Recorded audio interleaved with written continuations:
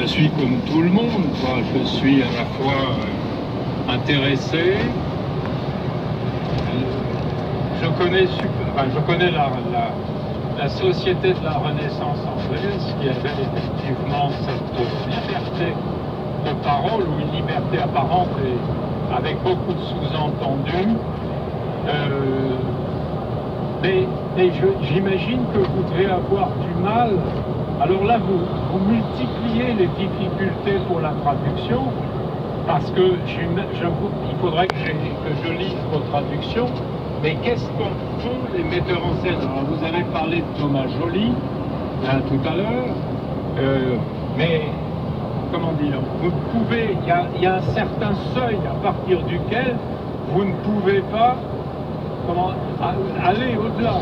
Non, à partir du moment où le metteur en scène, quand le metteur en scène a conscience de ce double langage, de le double entente permanent, du jeu des équivoques, je crois qu'il arrive à faire passer ce que le traducteur n'a pas réussi à faire passer.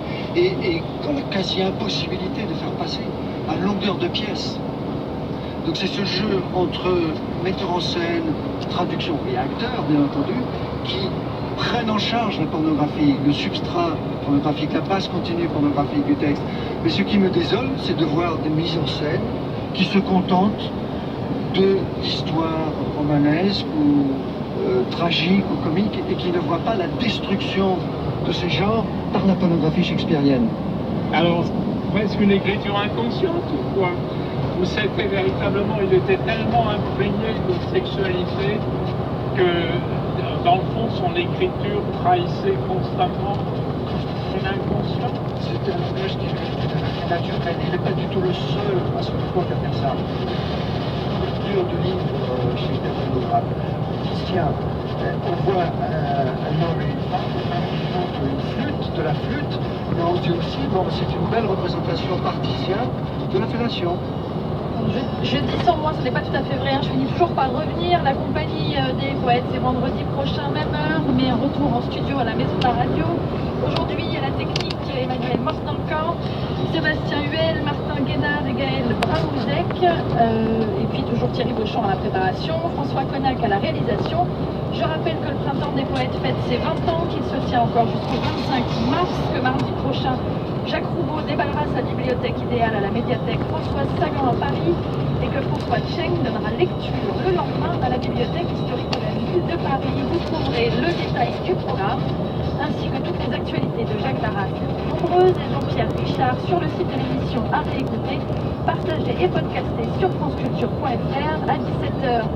Vous avez rendez-vous avec le magazine de la rédaction, mais tout de suite c'est l'heure et c'est heureux de la méthode scientifique avec Nicolas Martin. France Culture, l'esprit d'ouverture.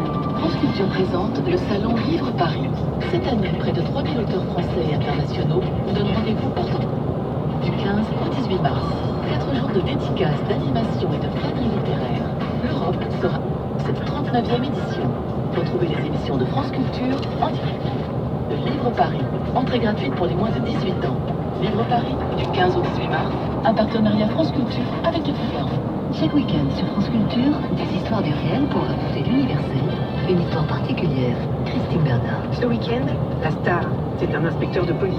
Il porte un imperméable élimé, fume le cigare, roule en Peugeot 403, on ne voit jamais sa femme et son chien est improbable. Bonjour, je voudrais des renseignements, s'il vous plaît. Tout le monde le prend pour une cloche, et à la fin, c'est toujours lui qui gagne. Vous avez deviné? C'est Peter Falk, ou plutôt l'inspecteur Colombo. Je crois pas que j'ai besoin d'un rendez-vous. Une histoire particulière, récit documentaire en 2 parties, ce samedi et ce dimanche à 13h30 et sur franceculture.fr. Tout de suite, vous avez rendez-vous avec Nicolas Martin pour la méthode scientifique. Merci Benoît Farine, à la semaine prochaine.